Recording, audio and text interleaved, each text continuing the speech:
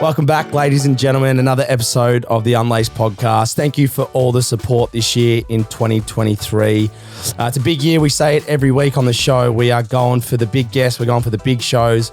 We're weekly on Tuesday nights, so we're absolutely stoked about that. And can't thank you guys enough for coming along. For all the new people here, please give us a like and subscribe. It's how we grow. And if you've come back, you know, as I always say, I absolutely love you. Now, today's a big episode. We haven't done too many AFL players out in the West, obviously, because we are based in Melbourne. But when we got over here, we had to make it happen, and we did luck out, Braden. We got premiership player, Norm Smith medalist, the West Coast Eagles captain, and a few John Worsfold medals to throw in there as well in Luke Shuey, mate. So thank you for coming on. Thanks for having me. I was going to say you went straight to the top, but they couldn't get Fifey, so you had to set up for me. Nah, mate, no, not at all. Well, no, very, very happy to get you on. I do have to give a shout out to our mate, Dave Gotch. He's if you're happy with that. Father of three, as we spoke of, to our amazement, but appreciate you helping us get Lukey on. Now, how's pre-season been, mate?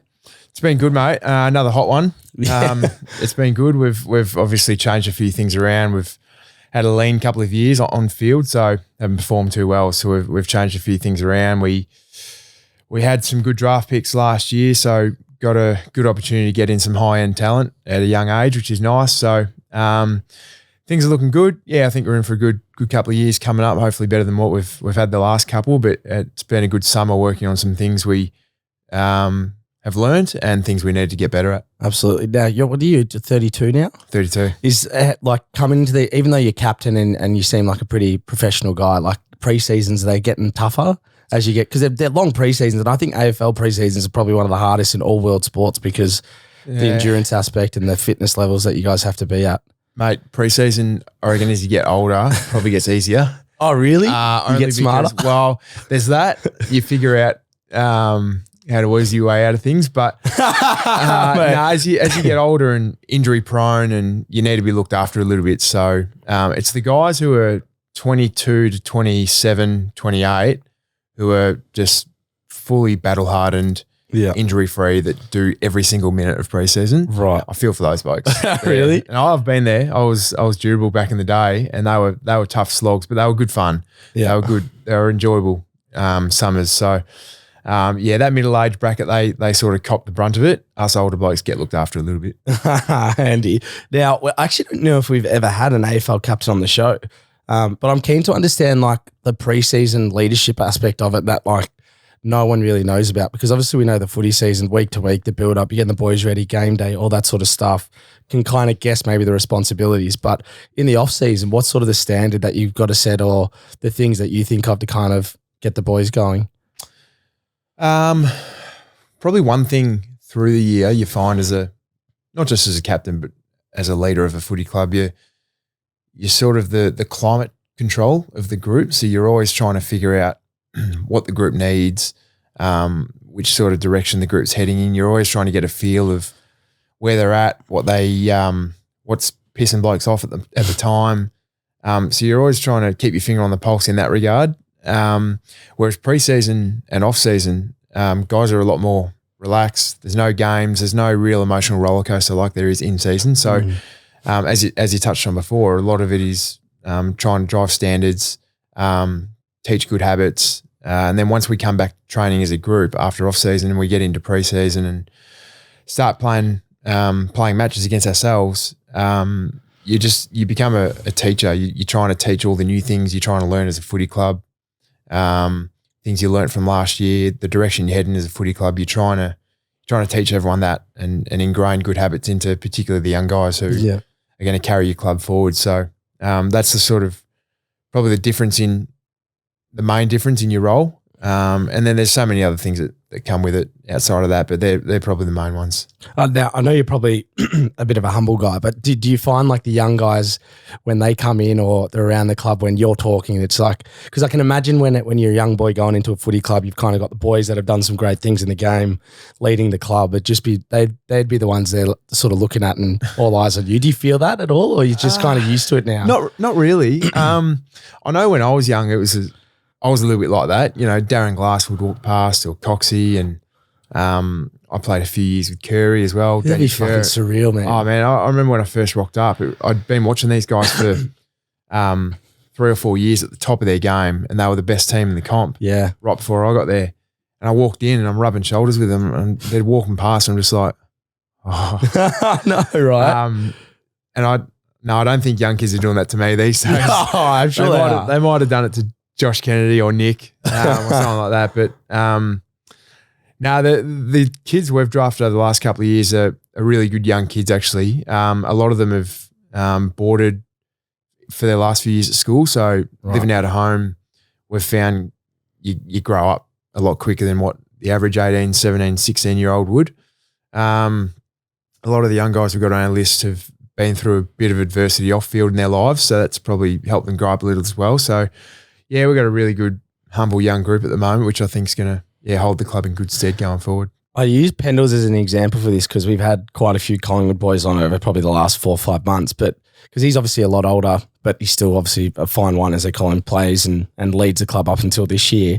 But connecting with, like, say, a Steele side bottom versus like a Jack Ginnivan would, as a leader, would be just worlds apart. Like, you got these kids coming through that are on TikTok and they've got a different way about them. Then you've got obviously some older heads that have come through sort of the experiences you have.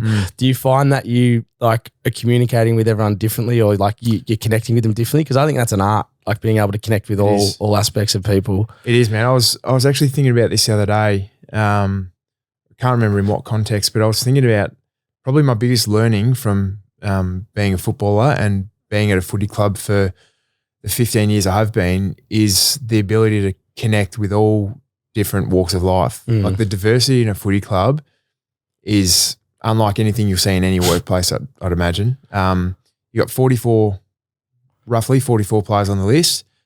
You normally have 6 to 10 coaches, and then there's a heap of footy department staff as well. So you're mingling with up to 100 people over the course of a year.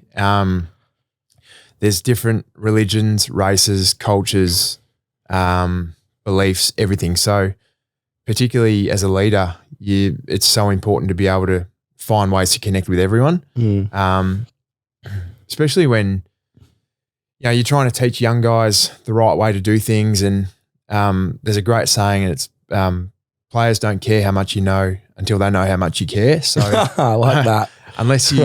unless you connect with the young kids coming in and they know you've fully got their back and you're fully invested in their development, they're not really going to care what you have to tell them or teach them. So it's more important than ever now to connect and build relationships with, not just the players but the staff as well. It's pretty, like, when you put it like that, it's fucking insane, isn't it? There's nothing like it. I always think like emotional sort of intelligence and having those hard conversations and being in like these really high intense environments is so unique. Like, I think when people come out of the game, they don't realize how like life hardened they are for anything else, because you're living week to week based on results, and it's kind of dictating moods and how that is. Like, in a workplace, it's not really like that. And you got blokes like looking at you, like telling you you're not doing this, you're not doing that, or lift up. Like, in a workplace, you can't really do any of those things, but obviously in sport, it's kind of like, go green light. It's pretty weird, hey? It's funny when I speak to guys who I'm mates with that finish at the club and they go into a different line of work, whether it be in an office or a trade or whatever, and they're just amazed at how many people just do the bare minimum to get by and no more.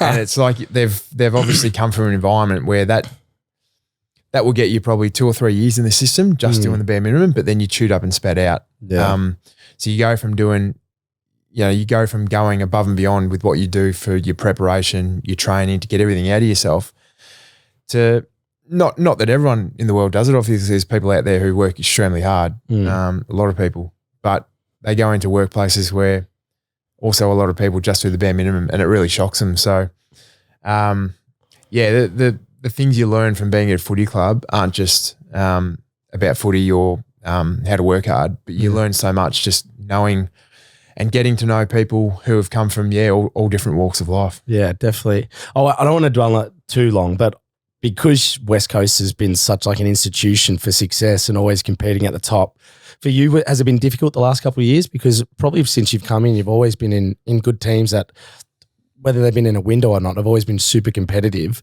It's probably been a little bit different for you as well, especially being a leader, to sort of deal with that. How was that for you? Yeah, it has been. It's probably been 12 years since. So when I first got to the club, 2009, we won the Wooden Spoon in 2010. So it's been 12 years since we've sort of been back to this low before. In the middle there, we had a really good run where I think maybe out of the 10 years, 8 of the years we played finals. Yeah, it was ridiculous. Made 2 grannies, 3 prelims. So we had a good run at it, and then it felt like we dropped off pretty quickly. Yeah. We went okay in 2019 after winning the flag, but I don't think we were ever a real threat to win it that year. Looking back, and then 2020, the year of the hub, it sort of started to go downhill real quick, and it's been a tough 2 or 3 years since. And you're right. The funniest thing is for a club that's been pretty successful in most of their existence, you realise what the fans and members are used to when you actually do they switch up? Like naturally, obviously in Melbourne, like some teams are struggling for a long time. The fans, sometimes they're still turning up cheering. Yeah. You get some that are used to success, like the Pies in Richmond, and they can turn pretty quick if it's not going well. Yeah, well, they haven't jumped ship. Our fans, they haven't jumped ship, but they let you know that you're not going too well. So, which is fine. I like to think that drives good standards within a footy club, knowing that people demand and expect success. So, it's been a tough couple of years. It's probably dented the pride a little bit, particularly of a few of us older boys who have been around a while and seen the club, at the peak of its powers, being a part of premiership success in 2018 and now coming off a 2-win season. It hurts, but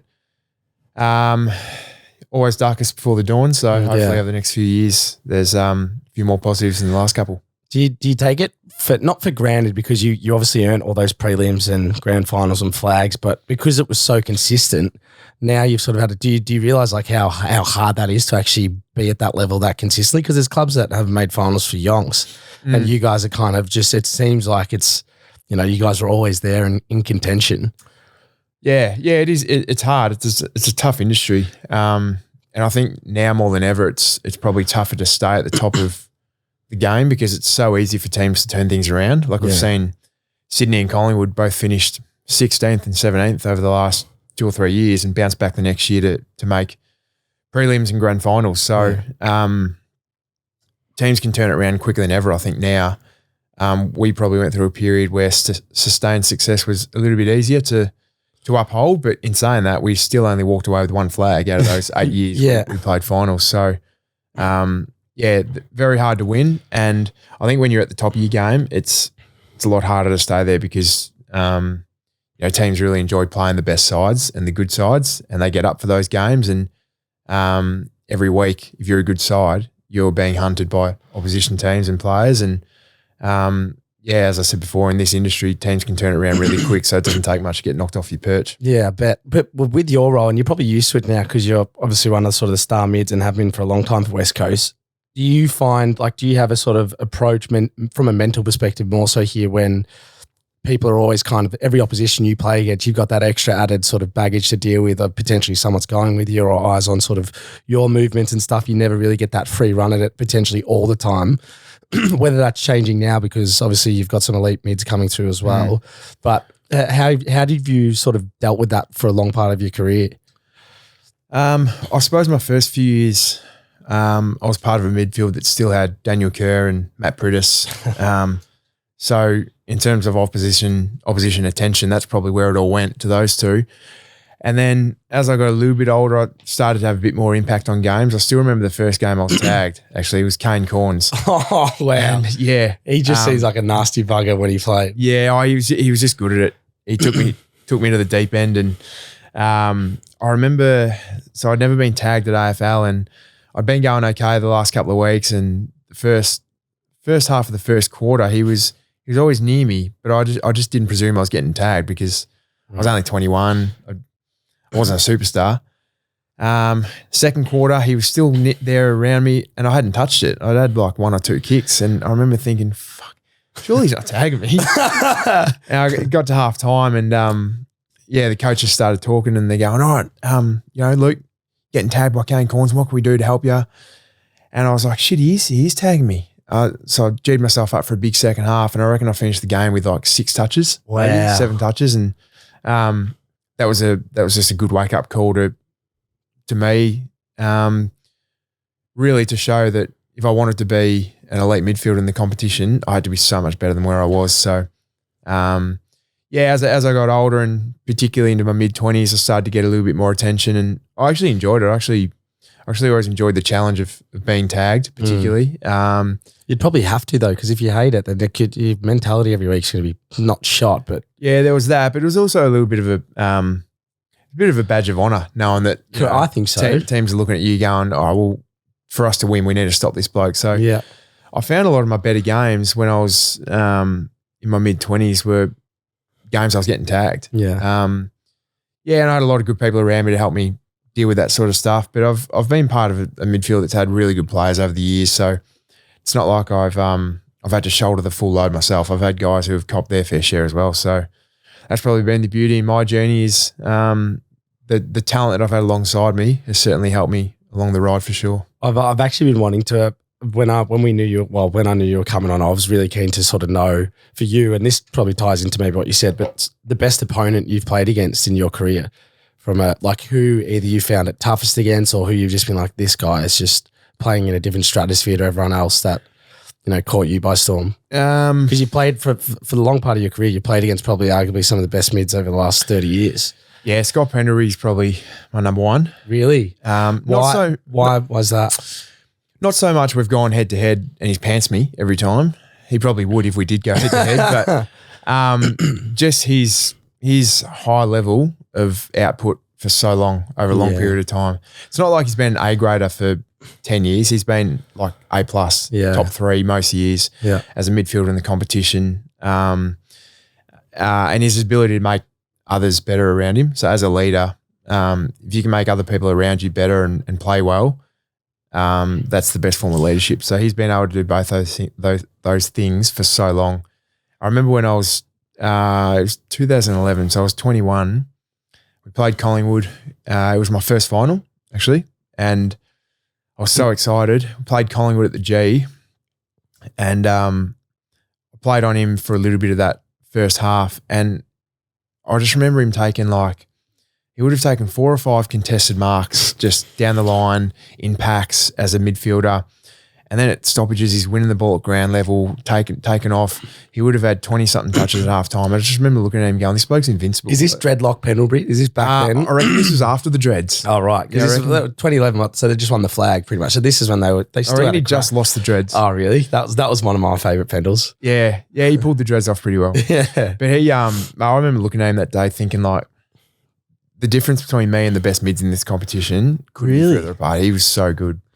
So he's one that I've always said I think is a top 3, particularly the last 15 years, but he's up there with Ablett, Selwood. Yeah.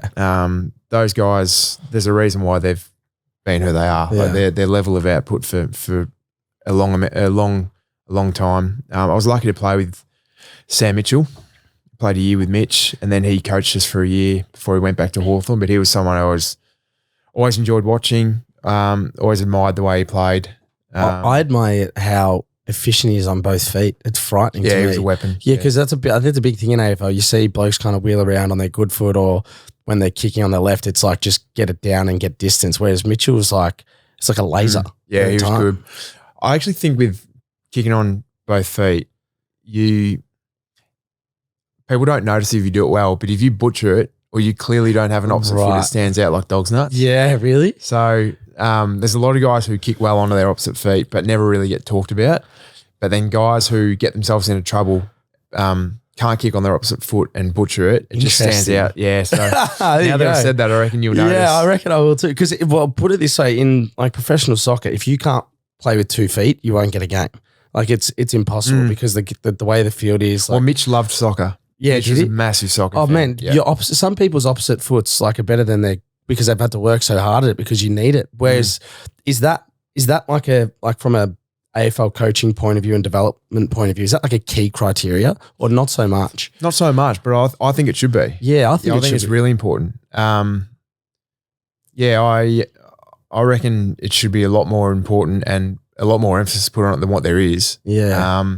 But there's so many things guys need to work on, and I'm not a coach, so who am I to tell them what Would to you go into it? Would you ever go into it? It's what I want to do, yeah. Yeah, really? Yeah, I want to stay in mate, footy's all I've ever known. Since I was 5 and I started playing tackers footy for Pauline Templestowe, it's just been my one love in life. And if I fell out of love with it and wanted to go do something else, I'd be content with that. But I still love the game. Obviously, I won't be able to play for too much longer, but obviously there's ways to stay involved, and that's one of them's coaching. So, yeah, I'm interested in that side of the game. You still get to be involved on game day. I don't want to be a head coach, mind you. Nah, you don't? Nah.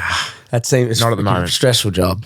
Stressful. You'll get there one day. A lot going on. Yeah, I'm not sure. I'm not sure I will. I'm happy to sit as an assistant coach or a line coach or a development coach, whatever it is, but just to stay in footy would be cool. In some regards, even though you're a player now, do you sort of have that assistant coach role as a captain, like working with the coaches, like a day-to-day, but not sort of running the sessions, but being that added voice, and actually a lot of your leadership would be coaching kids, like, or boys of what to do. Yeah. Well, I guess the essence of coaching is teaching. Yeah. So as a coach, your job is to teach things. A lot of the great American coaches of basketball or NFL have actually finished teaching degrees. So learning to teach and be a teacher is so important. So as a leader or a senior player, you're always trying to teach things to younger guys, or not just younger guys, anyone really, anyone who needs to get better at things. You're always trying to teach where you can and help. So I guess in essence, there's a little bit of coaching there, but we don't get involved in match committee, team selection, any of that stuff. Yeah. Not just yet anyway. Yeah. So given the sort of the longevity of your career up West Coast, and we touched on it before, like the culture and the team dynamic, and it kind of always seems to be competitive even when coaches and players kind of shift through the period that you've been there. What, if you put your finger on the pulse, why do you think that is? Because like we obviously see that with Geelong, you see it with the Swans to an extent, like they've kind of always been relevant, like for as long as I can remember since my lifetime. Yeah. If it was easy to put your finger on, everyone would be doing it. Yeah. So is it just a thing out here? Like, there's just an aura about the club and the success it's had since it's come in? Because I think at some stage a really good culture needs to be born. So you look back at Geelong in 05, 06, probably in the lead up to their 07 premiership. Tom Harley, Matty Scarlett, Cameron Ling, like they had a really good group of leaders. So they're laying foundations that,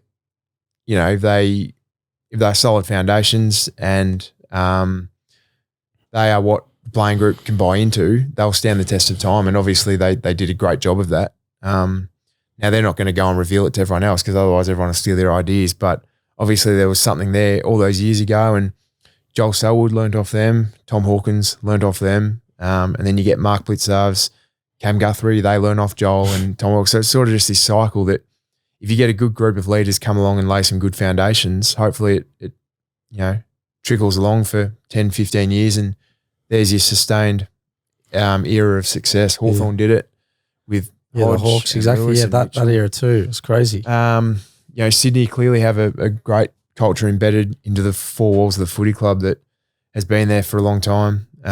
So every club's striving for that. Yeah.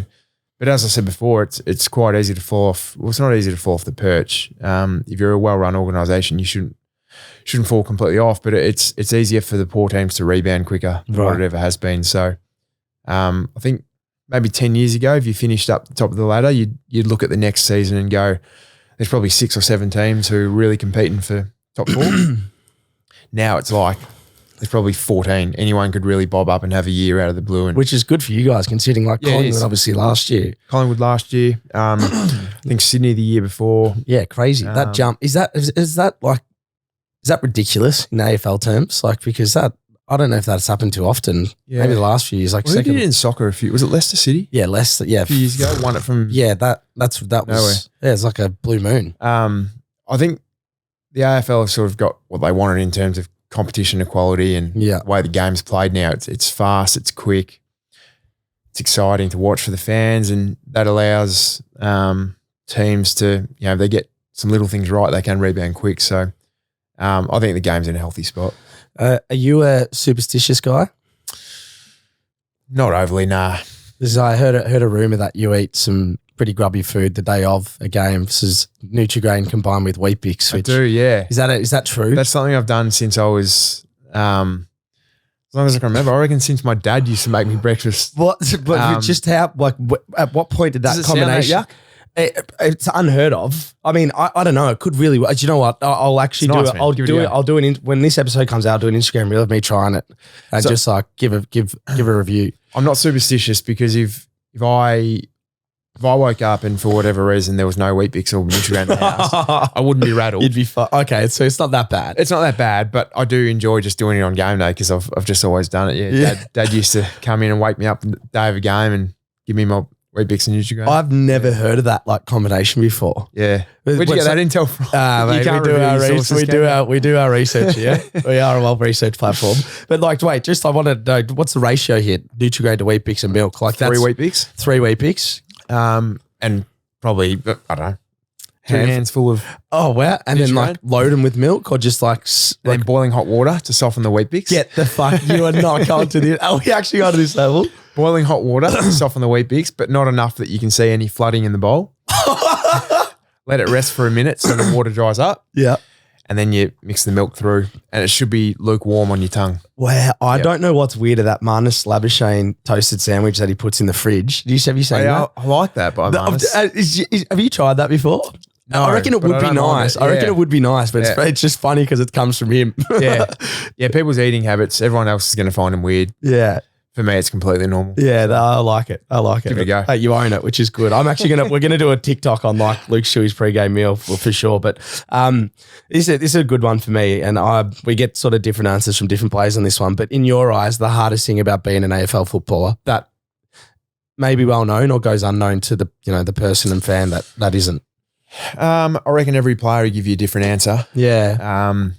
Because what I find hard, others might find easy. What I find an absolute breeze, some might find tough. So for me personally, particularly now having 2 kids, prioritising what I need to and being real selfish with my prep and looking after my body and at times neglecting my family is hard. One thing that pisses me off a little bit is it's not really tough to deal with, but it's probably the one thing that pisses me off the most is that a lot of footy fans around the country just presume that footballers are immune to mental health issues. Mate, we talk about this all the time. Yeah. Oh, it's ridiculous. It really stood out to me in 2020 when we went to Queensland for the Hub. The Hub, yeah. And we're actually one of the clubs to get on the front foot and say publicly, look, we're up here. We don't want to spend any more than 6 weeks here. We got guys who need to get back to their wives, their families, their kids, blah, blah, blah. We'll be up here for 6 weeks. We'll still do it. And the backlash we copped as a footy club and some of the stuff on social media to individuals saying like, oh, he's paid millions to play footy. What's he whinging about? It's like, doesn't matter what we get paid or what luxuries we have. Family is still number one. We still want to get back to see our kids. We still love seeing our kids grow up more than any other average Joe out there. So sometimes people forget that athletes all around the world, not just AFL. Yeah, it's insane. It's insane. That pisses me off sometimes. Yeah. Even like we've had one of our young boys lost his mum a couple of weeks ago in a boating accident. Oh, no. And like the media the next day were clearly just after clickbait. So they're doing whatever they can to put up articles and stories to get people just to I don't know, money in their pockets and not worrying about this kid's mental health. Yeah. Don't get me wound up on this stuff. Yeah, no, mate, I thought this is a journalist almost ended pretty much ended my soccer career because he wrote a fake article targeted at the coach using me, a 19-year-old kid, as a vehicle, saying I wasn't fit and I was training at a local park with a fitness trainer mid-season, and he wrote an article saying Adelaide's not fit and I got suspended for 2 weeks by the coach. Like I was literally, think of me, I'm a 19-year-old kid just doing my best. Like I didn't even choose that. And it's not to veer off onto me, but it's like I see so much of that, if not 10 times more in the AFL. Yeah, well, there's just no media accountability. So they can shoot from the hip, get it wrong, and there's no backlash. Is it so Melbourne's obviously what I'm accustomed to. It's pretty volatile over there. Is it the same in the West? probably not as bad as Melbourne. Yeah. Some of the criticism individuals cop in Victoria is pretty brutal at times. We're lucky in a sense over here that we probably go overs with putting our athletes on pedestals over here. Yeah. Which is almost just as uncomfortable as the other way. But it's an interesting topic. Everyone's probably got a different view on it. With that one you up on it, like I think it's actually good that like blokes of a senior level are the ones that make a bit of a voice about it, because it's the younger ones that don't really get the support in that sense when they come out and say it's not like it's people don't really back him in or believe him or anything like that. And it's like, fuck, mate. Like, so when you say it, it's like, fuck, okay, well, I'd listen because you've played 12, 15 years in the game. I just don't like this idea that we can turn a blind eye to athletes thinking that they're just athletes. Yeah. Like there's people there behind the athlete with families, with everyday problems like everyone else. Just because we get to play footy on TV for a living or any athlete do what they do. A lot of sports obviously get paid a lot more than we do, but that doesn't mean they don't love their family any less or don't need to be with their family and friends as much as what anyone else does. So, sometimes I think public neglect that. We've had on this show, and for everyone listening, if you haven't seen it, go back and watch the episode with Jackie Lauder, because she's an absolute genius when we talk about stuff like this, like athlete welfare and mental health. But she's the Collingwood psychologist. Yeah, sports psych. But she does the Melbourne Storm, like women's footy, Collingwood she's got a good netball. rap, doesn't she? Huge. But so I speak to her all the time. She's like, I'm in a job because of the media. Like that's why I get paid. Yeah. That's why she's become relevant. So it's just, But I'll change the tune because otherwise we could chew the fat on this all day. But did you ever think as a 16, 15, 16-year-old boy that you'd ever get drafted and you'd be captaining an AFL footy team sitting on sort of 240 games? Did you ever think that was possible? Not at that age. No. Certainly never thought I'd captain the club. That wasn't an ambition. When did that come around? Like did you see it coming, or was it something you were gunning for sort of later on? It was never really something I felt I wanted or had to do. Yeah. I've always said this, and I always thought to myself, it was always something that seemed like a great honour and a privilege to do, because it is. But I really only ever wanted to do it if my teammates wanted me to captain. Really? Otherwise, see, when you say shit like that, then I'll be like, yeah, I want him to be my captain now. Because he's like, he's just selfless. Maybe this is part of the campaign. The propaganda. Why would I want to do something if my 43 other teammates don't want it? Yeah. It's just not in the interest of the footy club. So I was vice captain for 2 or 3 years under Shannon Hearn, and he was doing a cracking job, won a flag as a captain, and I was really content. I'd had my first kid. Life was good off field. I was just content riding shotgun as vice captain with Josh Kennedy for the rest of my career. And then out of nowhere, Shannon Hearn pulled the pin on captaincy, and just wanted to focus on his last few years as a player and getting his body right. And all of a sudden, that's when it probably became more realistic to me that I might actually get the opportunity, which was exciting, and I've enjoyed it. But it's not something I've ever craved or felt like I had to do to feel like I've had a good career. So, as a 15, 16-year-old, I was no junior standout. Like I wasn't a kid that ever got talked about as a top 10 draft pick or anything like that. So what did you go? I ended up going 18. 18. That's still pretty high. Yeah, you had a great Metro team as well, carried by Gotchi. Yeah, the funny thing, I'll talk about this, Dave Gosh. I think he came top 10 in the Metro BNF, or whatever, and he was one of the 6 in that team that didn't get drafted. Yeah, right. or something like that. Okay. So don't worry, sorry, Gotchi. Some people still remember, ask mate. him. I wasn't a standout junior. I didn't play Vic Metro my under 16 years, wasn't AIS.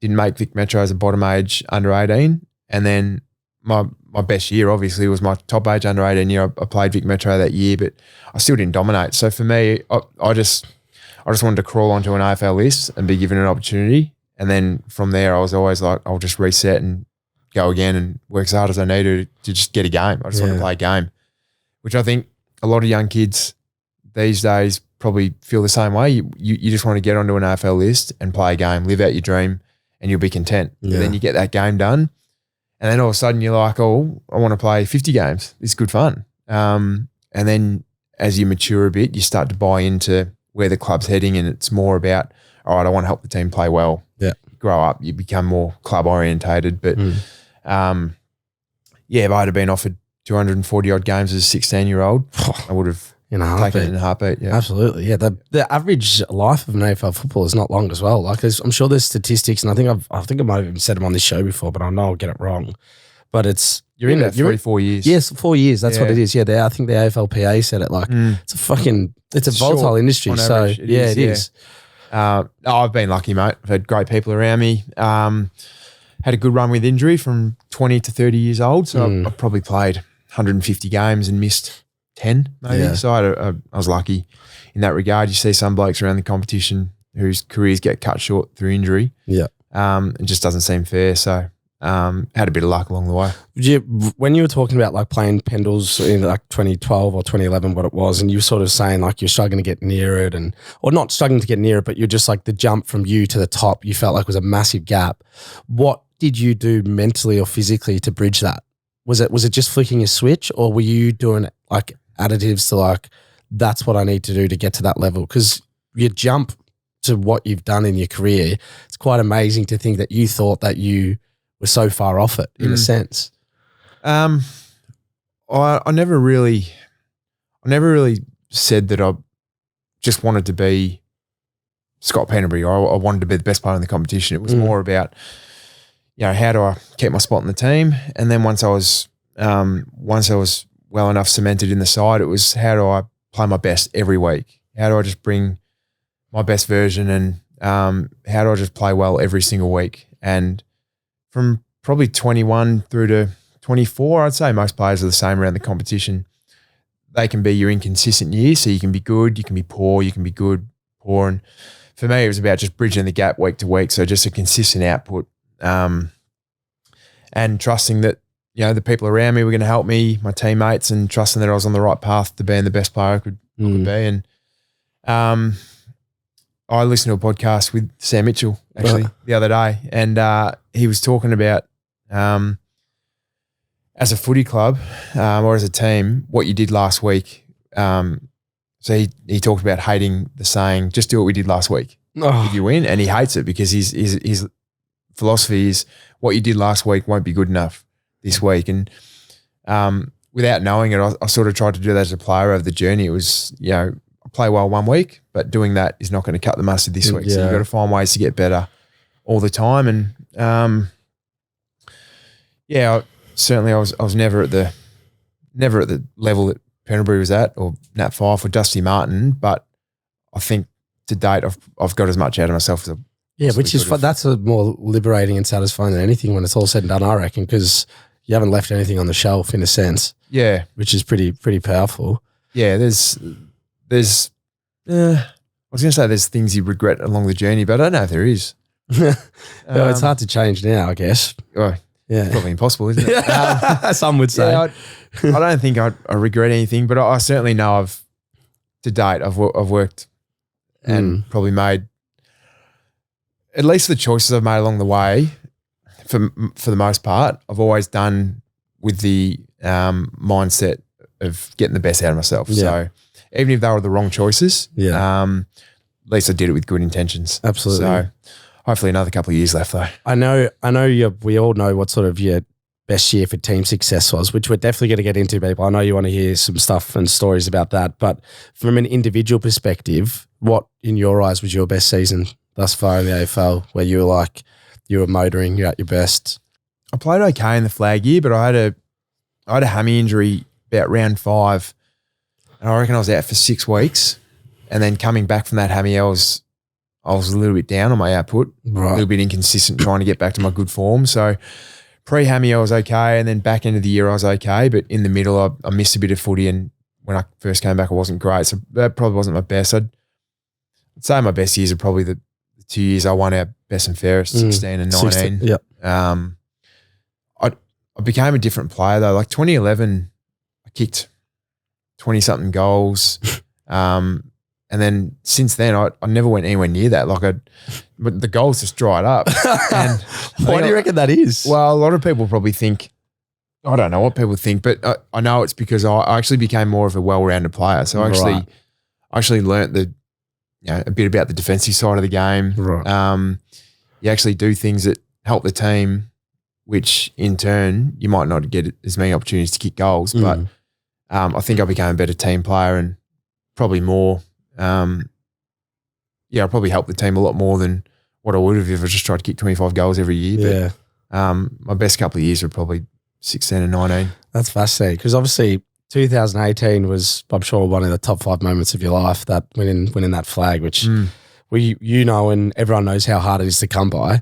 Coming into that season before sort of round 1 or early stages of that, was there a mentality in the West Coast Four Walls that you guys could win it? Or did that progress and grow as the season went on? It progressed as the season went on, but I don't think everyone's aims to win a flag. So every club wants to win a premiership. So I don't think you really need to sit down as a group and go, we're here to win a flag. This is what we want to do. But I think the belief that you can do it internally grows. Right. But we went through a period in 18, mid-year, we lost 3 in a row. So we lost to Sydney, Adelaide and Essendon at home. We got smacked by Essendon at home one night. And so we lost 3 in a row. But what had happened was end of 2017, we scraped into finals. We had to beat Adelaide, who were on top of the ladder. It was the club's last ever game at Subi Oval. Right. So we had to beat them by 24 points to make finals on percentage. And we snuck in. We beat them by about 28 points. Huge. So we snuck into finals. We beat Port Adelaide after the siren in Adelaide. And then we went to GWS next week and we got pantsed. But to scrape into finals and to win a final like that, there was a bit of a culture growing that I don't know, it's hard to explain, but there was spirit there. There was just courage from the playing group to dig in and just play for each other, and that sort of carried on into 18. Yeah. And we just became a really well connected team in 18. Like we worked so well together. We were selfless. Such a good team. And even though we went through that lull mid-year, so this is why I talk about it, we went through this 3-game period where we lost 3 in a row, and it didn't matter because there was still this culture that we were building. It was like, it doesn't matter what we're doing is going to work. We'll come out of this rut and we'll be good again. And we did. We won our next 2 or 3. We lost to Melbourne late in the year at home, but I don't think we lost another game outside of that for the rest of the year. So there was there was a belief there that we were a good side, and a belief that if we played together and for each other that we'd beat most sides. Can you take us through like the average Joe here that doesn't get to experience grand final week, grand final day? Like I liken it to like probably 200 years ago or whatever, when gladiators were around in Rome, and like, you know what I mean? It's just so big.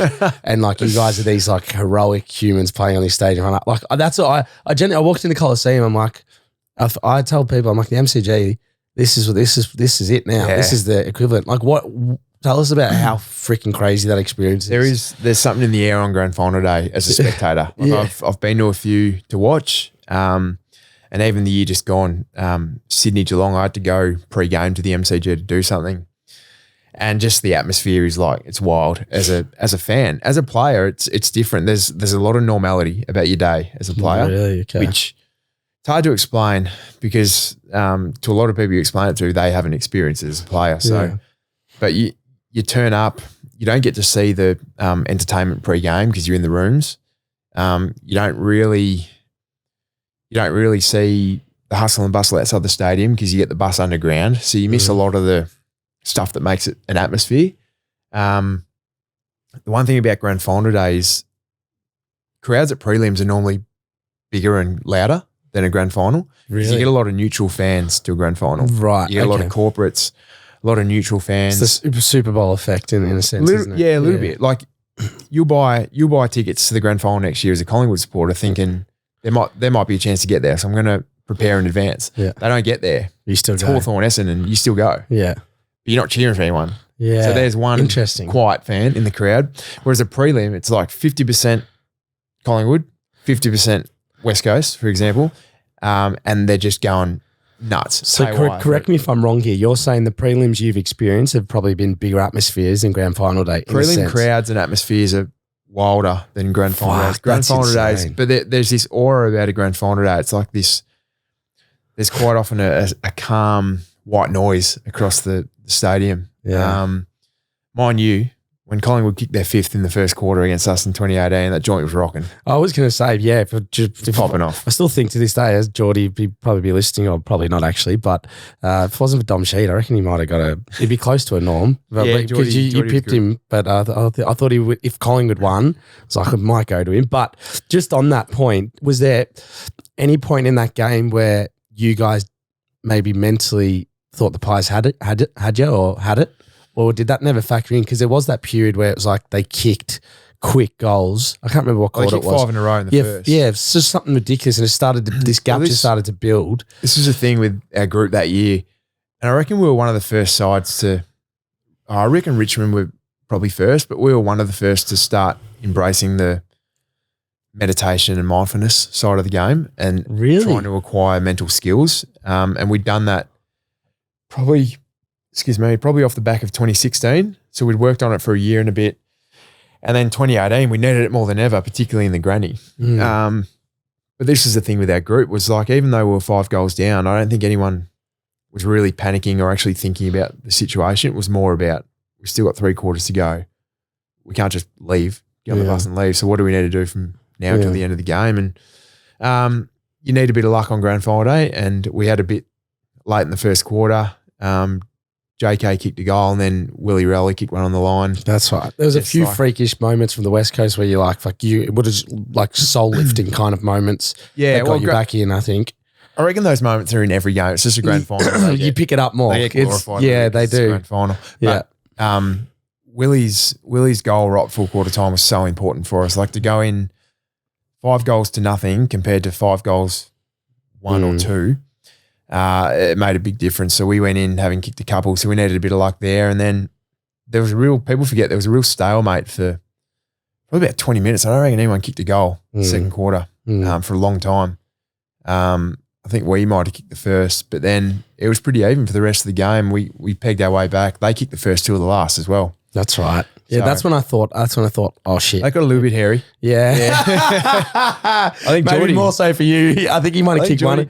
He kicked the one out like 50 or something like. Yeah, that's when he kicked that one. I think Mychek kicked the first. Yeah. And then Geordie's banged one home from 60, and it was like, fuck, all right, let's get going, boys. Yeah, I don't know if you've been asked this before, and I don't know if you can answer it properly, but like, you obviously had one of the best games going around that day, and a huge part of why West Coast stayed in contention when Collingwood was sort of attacking and so forth. Can you describe, what it was that day for you that switched, or that why you sort of just stood up and played the way you did? Or was it just like instinct and the moment took over and it's like, it's an out of body experience kind of thing No, it's hard to explain. I was no superhero, but I had a bit of luck. I was in the right place at the right time sometimes. And I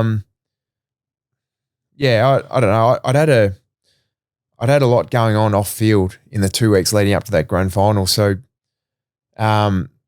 potentially the side effect of, not overplaying the game in my head and exhausting myself in the lead up helped on grand final day, because I felt really good. A lot of guys talk about grand final day and they're exhausted 10 minutes in and they just don't have any legs, whereas I felt amazing. We'd had a newborn 2 weeks earlier. So Jesus. My 2 weeks in the lead up to the grand final, I didn't spend a lot of time thinking about footy. Yeah, you wouldn't have had much sleep, I imagine, going into it. Well, or did the missus carry the weight there? Yeah. You used those tokens. Fair call. Yeah, so shout out. Yeah, shout out to the goat. And then I actually had an average prelim the week before the granny, and I said to Sam Mitchell, was my midfield coach at the time, and I said to him, I'm not down on confidence, but I didn't play great on the weekend. Can you just watch my game and give me a couple of pointers going into this week? And so he came back to me on the Monday, got into the club, and I can't specifically remember what he told me, but he gave me 2 little gold nuggets, and I wrote them on a piece of paper and I sticky taped them to my car wheel, steering wheel. Yeah. So every time I was in the car, it'd be there right in front of me, and I'd save them to myself. It was short and sharp. That is it was so fucking cool. It was something like, I don't know, simple, but it was keep your feet moving, and the other one might have been, I don't know. It was short and sharp. Do you know what though? Simple. That's Sam Mitchell I liken to like, I don't know, Mourinho or Pep Guardiola in soccer. not from like maybe the coaching period, but like when he talks about footy and the way they talk about soccer, it is not. It's like an art form. It's so different. He tells you to jump, you know what you're doing. Yeah, it's so intricate. It's so detailed. It's got a lot of philosophy. It's like you can't teach that. Do you know what I mean? Yeah. And that's why I imagine like when he says something back then, or just like a little diamond like that can make such a big difference. Yeah, he was good. He articulates things.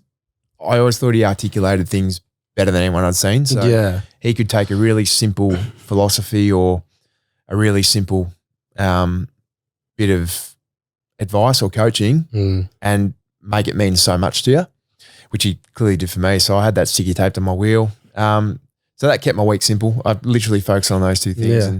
But we had some good contributors throughout the day. And it's funny, you talk about big moments. Like we had guys who popped up at different times and did huge things for us that were so important that if they didn't have them, we probably don't win. Speaking of specific moments like that, the Dom Sheed goal, when you were watching that and where he was at that point of the game, probably know what his kicking capabilities like having been with him. But Shit ass. yeah, he's kicked a few from there, and he always seems to do it against Collingwood as well, that same pocket, which the Pies fans will be livid about. But what was going through your head before that kick and when you saw the ball off the boot? Like, did you know it was going in? Were you as in shock or is in awe of that kick at that moment, or not really? You didn't really realise it? Well, it's probably my downfall at times, but I'm an over-optimistic person. All right, so you're expecting I'm sitting there going, we can win the flag next year, mate. Let's go. I love that. So I've always been over-optimistic, which I think for the most part has actually held me in good stead. I'm sure at times it's probably been a downfall, but in this case, we'd kicked maybe 5 or 6 points in the lead up to Dom's goal. Guys that had shots and missed, and then Dom took this mark, and over-optimistic Luke was sitting there going, he's kicking it. It's just got to kick it. Oh, you were saying that. Like, that whole sequence of play, by the way, as well. Obviously, the goal was unbelievable. But I remember, like, I think it started from McGovern at the back or something, and then the Specky from who was it? It was a good pass. Liam. It was a good pass. Landed and then turned and like just. Mate, I'm sure if I was a betting man, I'm putting money on Dom missing that. But over-optimistic Luke was like, he's kicking it. Oh, so you just went back to the centre square? No, I wasn't that confident. But I remember, I actually remember asking the runner how long there was to go, because if he missed and we had to defend a kick in, we sort of had to have an idea of what was going on. So you're sort of always preparing for the worst outcome. So a few of us were trying to get a grasp on, if he misses this, how long to go? What's the scoreboard? What do we need to do? Blah, blah, blah, all that sort of stuff. And then he kicked it and it was on to, all right, minute 10 to go. What do we do? It was ridiculous. It was chaos. Now I've got a feeling, as I said, you're a pretty humble bloke, but which I do appreciate. On camera. Yeah, on camera. Yeah, he was giving it the big ones before. Fucking hell. Norm Smith though, and I know the premiership medallion's obviously well above that, but the Norm Smith, like growing up on footy, that is one of the biggest accolades you can have, particularly on the big dance and winning the flag as well. Like, do you look back on that now and hold that in high esteem? Did you get like that feeling at the time, or do you not really think of that at the moment whilst you're still playing? No, it's a huge honour. But then I look at Dusty, who's won 3, and I'm just like, that's ridiculous. Just bring yourself down. You thought you were optimistic. Yeah, he's a pessimist. He's a cheat code, mate. Yeah, he is. Do you know I've got one memory that stands out in my life. I've always been a footy fan. Dad was a footy fan. And growing up, I was lucky enough to have a great dad. And like a lot of guys, I'm like, everything Dad said as a kid, it was gospel. Like whatever Dad says is right. Dad's never wrong. Dad's the best. Yeah. Right? Like a lot of young boys. And I remember sitting in the car in 2008, it would have been. So I was maybe just before the draft. And me and Dad were listening to the granny on the radio, and it was Hawthorn beating Geelong in 08, I think. And Hodgie won the Norm Smith. And me and Dad are driving and we're listening to the Norm Smith presentation, and they announced Luke Hodge, and Dad goes, Norm Smith, mate, I tell you what, that is as good as it gets. And I remember thinking then of Hodgie as like, which he is. I was like, Luke Hodge, the GOAT. Like, so that's sort of when I think about being lucky enough to win one myself, I'm like, how lucky am I that, it's something that my old man educated me on how special they were back in the day. And I was lucky enough to be in a position where I could. So when your name got called out, the Norm Smith medalist, Luke Shuey, and you're walking up, when did that come into your mind, that moment with your dad in the car? Did that come at all in that moment? Or was it sort of afterwards you sat down? In the rooms after the game, I saw Dad and I thought of it. But what I used to do was, as a kid, like any young footy fan, I used to play footy in my hallway with my little McDonald's footballs. And I'd have carpet burns on my knees and I'd play for hours, mate. Like I was a 5-time Brownlow medalist in my hallway. Kicked 8,000 goals. Yeah, I think I was an 8-time. So I used to love playing in my hallway, and what I'd do is I'd play a grand final with myself, and I'd grab all my pillows and my blankets, and I'd get them around. We'd do the team photo after the game. I'd go get a big saucepan from the cup, and that'd be the cup, and we'd be doing this one. And I remember when I got into the rooms after the grand final, and I gave Dad a cuddle, and he said, beats jumping around with your blankets and your pillows. That's golden. And I was like, fuck, you're not wrong. That's sharp. That's very sharp. So that was a good moment. It's also dark humor. I love that. And then I thought of him talking about the Norm Smith not long after, but fucking awesome, man. I think that's pretty special to do the both. The percentage chances around it are pretty slim. So to knock him out, lucky, man. Very lucky. Yeah, awesome. Before we sort of round this up, just an interesting one for me is: was there ever a moment in your career where you ever thought you'd go back to Melbourne? Nah. Did you always think you'd be a one club player out here? Because obviously you're a Melbourne boy. Yeah, I am. But I never felt like I think it's two things. Is one, if you think you can get the best out of yourself as a footballer at another club, you go. Or if off field you're struggling and you need to be around family and friends and all that, you go home as well. But I never had either of those things. I fell in love with Perth. I fell in love with the people here and my teammates in the club, and always felt like I'd be able to play my best footy here. Yeah. So I was in America one year on a bit of a lads trip, and I woke up and checked the AFL app. It was trade week, and I was just curious to see what was going on. There was all these rumours going around that I was going to Melbourne. Oh, really? And I hadn't heard a thing. So what clubs were they swelling there at the time? No, the Demons, Melbourne Demons. Oh, Melbourne Demons. Yeah, right. So I called bullshit. I didn't buy into it too much because I was like, we're not the NBA. We don't just trade blokes without telling them. Yeah, we're not. Oh, fuck. Which is different topic at the moment. But, agreed. I knew it was all just a bit of a bust up in the media, but I remember seeing that and going, fuck, am I going to Melbourne? Mm. I was in America on a lads trip. I was like, what happened last night? Mm. What did I do on the piss? Hangover 3. Yeah. So he's called the Melbourne coach, said take me over. But that's about as close as it ever got, mate. No, I've always loved it here. That's pretty impressive. Oh, well, this is sort of the final question. We ask it as a traditional one on the show, but we equate 3 traits to successful people in sport, business, and music, whatever it may be. Obviously, all 3 are important, but the one for you that I guess you relate to the most for your success out of resilience, drive, or ambition, which one would you say was pivotal over the other 2 in your success? Question. I thought you were actually going to ask me what my 3 are, and I was going to say resilience, ambition. And I didn't have a third, so it's funny actually. Drive. Yeah. I don't know. Do you know what? I had a bloke told me I should ask this question. He's never played sport in his life, and I'm like, mate, you've summed it up because all 3 are really key. But a lot of successful business models translate to sport as well. Yeah, and that's why I think people in sport are great in business because it's obviously you need the smarts, but the personality factor, you've got the traits. It's hard. I don't know if you can teach ambition. Guys either want it or they don't. Yeah. That's a good. We've never had anyone say anything like that on ambition. We've had cliches on resilience and drive, but no one's ever said the thing with resilience. You can't teach ambition. That's good. You can't teach resilience either. But I think guys can grow resilience with what they go through. So I can't sit down and go, I'm going to make you a more resilient person. Yeah. I don't know if you really can you might be able to help a little bit, but take them to SEAL training or something like that. mate, you know what I mean? Like you can expose them to things to help their resilience grow. But I think resilience, I'd probably prioritize resilience as the most important. Right. There's just so many different things that can drag you down when you're in the spotlight. Like even LeBron James copped flack the other day for saying he wishes he could just go to Starbucks and get a coffee. Yeah. And then you think about his situation, you're like, the poor bloke wouldn't even be able to walk into Starbucks and get a coffee without getting absolutely hounded. And people are calling him, sitting on your pedestal complaining you can't go get a coffee. It's like heavy is the head that wears the crown. It's back to your point though before about what you're saying. Like it's just athletes, they're not. But what I call it is humanizing athletes. You know, they're not humans to people. They're fucking objects and things. And because people don't get it, I think resilience is important. Yeah. Last one. Good. What's a good season for West Coast this year? Well, baseline would be playing finals. Yeah. I'm so confident we can play finals.